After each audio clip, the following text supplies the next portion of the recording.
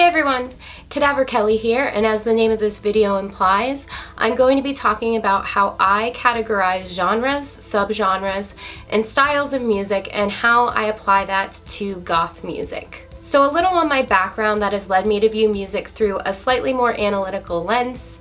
I have over 10 years of formal training in piano, vocals, and some guitar.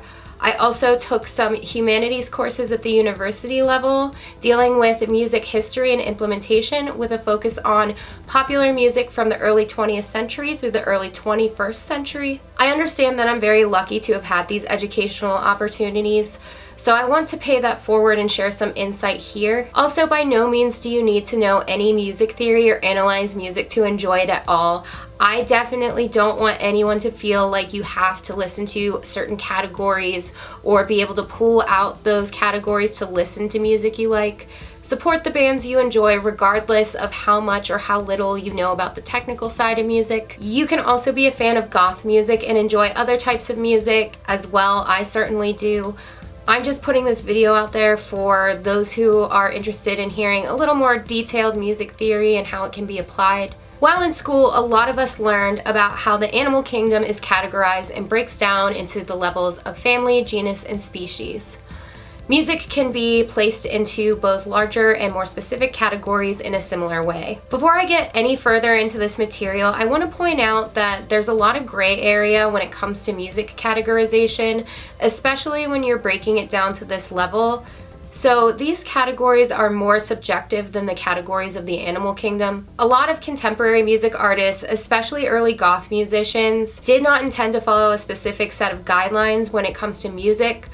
A lot of these musicians were self-taught and just played around with sounds when inspiration struck. A lot of music, especially in experimental genres, is very nuanced as a result and spans more than one category or doesn't perfectly fit into one or the other. But the result was a lot of new music that shared some commonalities. That being said, there is a level of objective parameters to which music belongs. Just because there's some gray area does not mean you can arbitrarily assign any genre to an artist and have that be an accurate descriptor.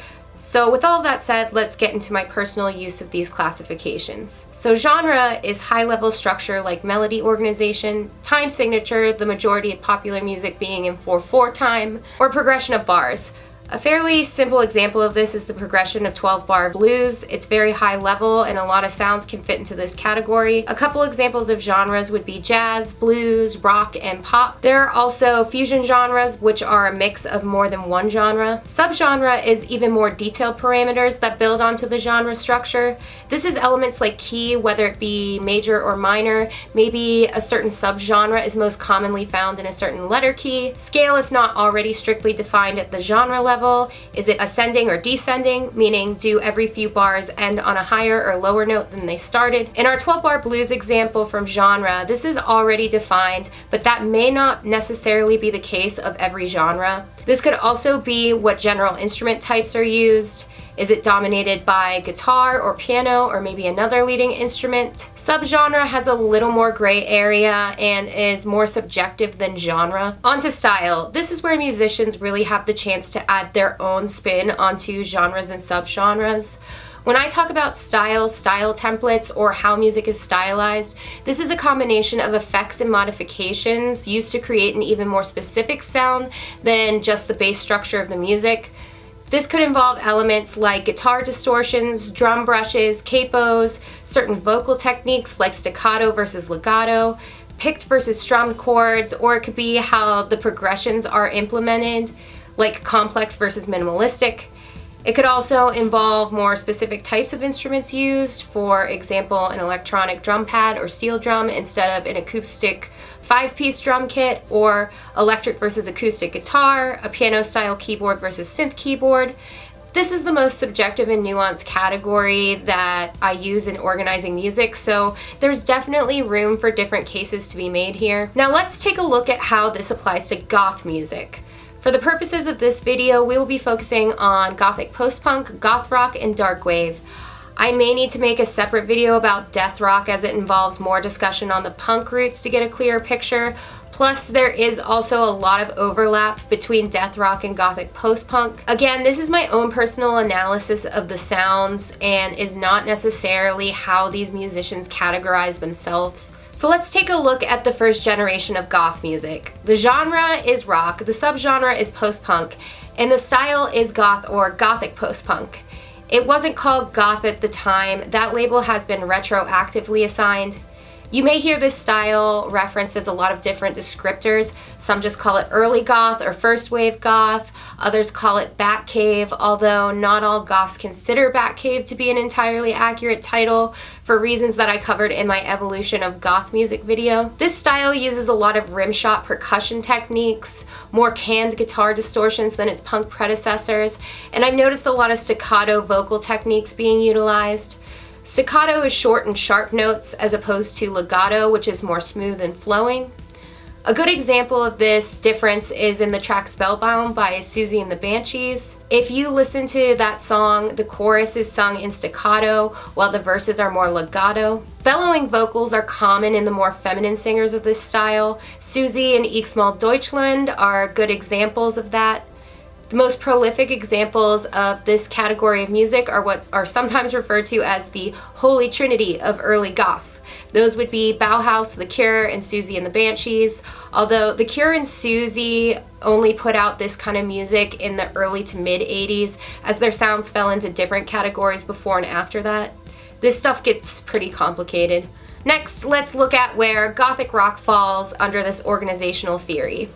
The genre is rock, and the subgenre is a combination of post-punk and hard rock elements, which you may be able to classify as a fusion subgenre since all of it still falls under rock at the genre level. And gothic rock or goth rock is the style. The most prolific example of this is the Sisters of Mercy, but there are tons of great artists in this category. If you're looking for music recommendations, I do have some playlists here on YouTube. You can find those at the bottom of my channel's homepage. One of the most distinctive style choices in gothic rock is what some publications would describe as jangly guitaring. This sound comes from the distortion. It commonly uses a bright distortion on a lower octave minor key scale. Applying a bright distortion to a lower minor key was a very interesting style choice and one that very largely contributes to the distinctive sound of goth rock. Now let's take a look at dark wave. The genre is new wave, dark wave is the subgenre, and there are a number of different styles that could be applied to both new wave and dark wave, like cold wave or ethereal wave. I place new wave at the genre level because it's a combination of elements of post-punk from the rock genre and synth pop from the pop genre to create a fusion genre sound of its own that does not perfectly fit either rock or pop. A lot of wave styles leverage this basic genre structure, and dark wave typically implements that structure in a minor key on a descending scale. Again, there's always exceptions. As far as the styles I mentioned, ethereal wave uses more dreamlike distortions, reverb, and vocal techniques. This was pretty popular in 90s dark wave with groups like Lycia and Faith in the Muse. Cold wave makes more minimalistic and machine-like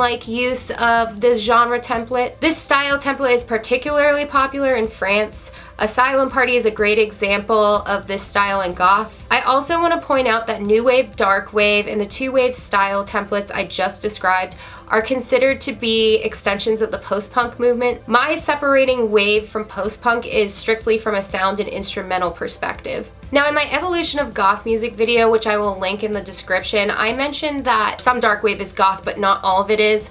What makes me classify some dark wave as goth is the presence of gothic post-punk or goth rock elements in it.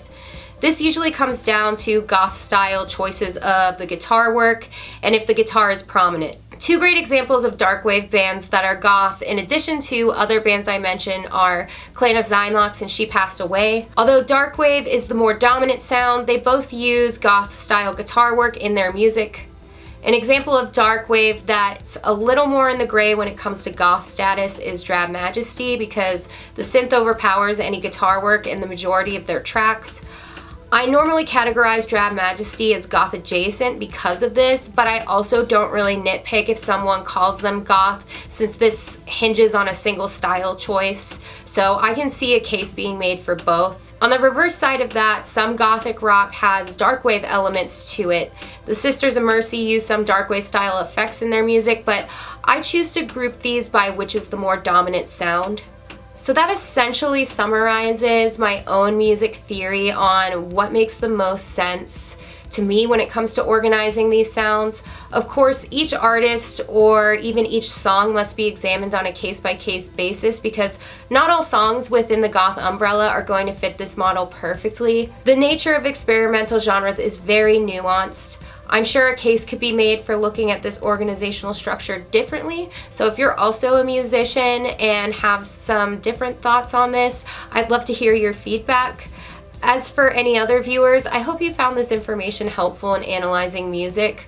For those who may be overwhelmed by all of this, as I said at the beginning of the video, you do not need to analyze music to enjoy it. Having a general idea of genres can be helpful when it comes to more easily finding music you like, sure, but absolutely no one should be expected to put this kind of thought into it unless you actually want to. But that does it for this video. Thank you so much for watching, and I hope to see you in my next video.